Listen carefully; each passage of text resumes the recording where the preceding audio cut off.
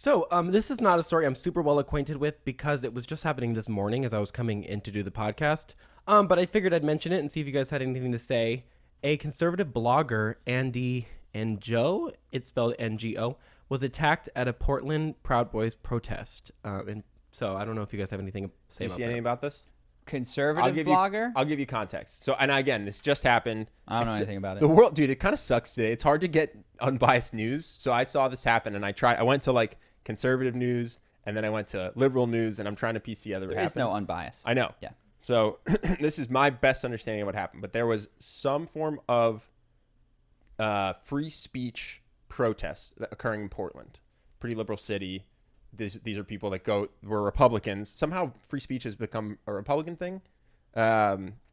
So they're doing what I think at the time was a nonviolent protest, but the people protesting were known street brawlers. And so people were like, this is going to get violent. This is a cover. They're looking for people to fight. But then what happens is, I guess, I don't know how to pronounce it, but like Antifa, the anti-fascist people showed up and weirdly enough, attacked some people that were there talking about free speech, which I think is a weird call because the ideology you're fighting against is that words can hurt. Like, not, you know what I mean? Like that not all words are harmless. Words can hurt. Take this rock. Yeah. No, so they're like, not all words are harmless. Like some words are hurtful. Yeah. And I'm going to express this to you by hitting you with a milkshake that's filled with concrete. And it's like, You're kidding. No. Dude, a milkshake filled with concrete? Yeah, they do quick dry concrete. So you have the milkshake. So it's just a milkshake. You can't get in trouble with the cops. And then you dump quick dry cement in it and you throw it. Is that what milkshaking means? Well, it depends. Milkshaking used to be just milkshakes. Wait, but it's when people verbed milkshake, I presume they were just throwing regular old milkshakes? Maybe. I don't know, but there's photos. If you can bring up, Angel, if you can bring up the photo, there's, and again, I'm not saying, listen, the thing is, I wasn't there. I have no idea who threw the first punch. I'm just trying to understand what the news is saying. There's like 65-year-old guy covered in blood. It's not even the journalist. It's just a guy. Really? Yeah, he got his face split up pretty bad. So I don't know what happened. I don't know who threw the first punch. I do think it is a weird thing to do if you're anti-fascism to also be anti-free speech and to also go equipped with quick dry I cement. would genuinely love to talk to someone who was... You know what I mean? Because that's... Yeah. It's not like you're like eating a burger and you threw your burger because you got caught up in the moment. Yeah. Like you showed up with a backpack and quick dry cement. You were trying to hurt people. You know what I mean? Oh, this is different. This is the journalist. So this is a guy... I guess he's a homosexual Asian guy, but he was covering it and people were saying that he was giving press to a bad cause. So this is well, they're silly stringing him. Someone punched him in the head, and now they're gonna throw stuff at him. So why? Because he is giving coverage to a cause they don't agree with, which is a protest that was pro-free speech and therefore pro-free hate speech in their mind, and therefore he's the enemy.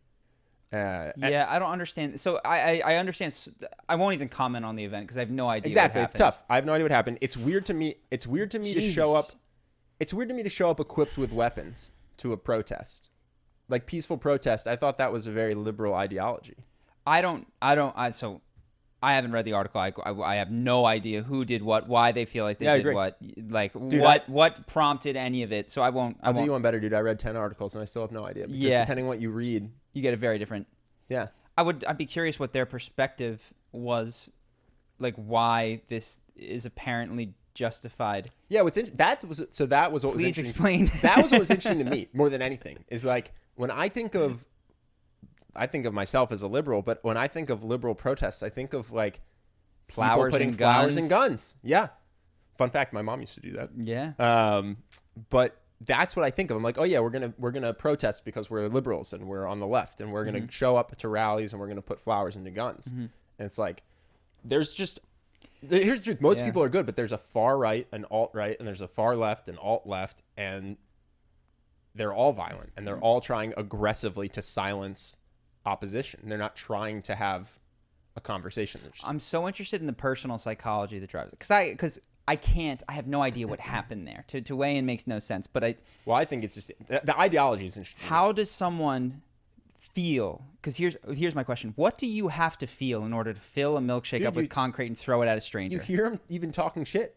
Some kid throws a milkshake and is like, yeah, bitch, take that. What do you have to feel? That's my question. What's going on in your life? It's just a guy. That's what I want to know. That's where I'm super fascinated. What does one have to feel where that is what you need to do? I mean, you have to have rage, right? Because it can't simply I was thinking a lot about politics. I talked to my dad. I think that politics is perhaps the biggest screen upon which to project your issues. Mm-hmm. And you get this other side that you get to disown everything evil and vicious inside of you and say it's them. Mm-hmm. And anything bad in your life is their fault. And I've thought about this. I think politics plays not only a crucial role, obviously, in determining how things go, but in allowing individuals to blame forces outside of themselves so that, and this goes back to the narcissism thing, the burden of change does not fall on their shoulders. Mm-hmm. To be clear, I'm not saying that there aren't issues that need to be solved on a large social systemic scale, but within anyone's life, I was talking to my dad and my grandpa on my mom's side, when he was alive, was convinced Obama was the devil. My dad is convinced Trump is the devil. I don't really buy either of it, quite frankly. Sure. I go, what's the issue? Well, the taxes and the this, and he doesn't this, he doesn't that, he won't do all of this. And so the question that I always ask, how much did you overpay on your taxes last year? Because you care so much about the government getting. Yeah.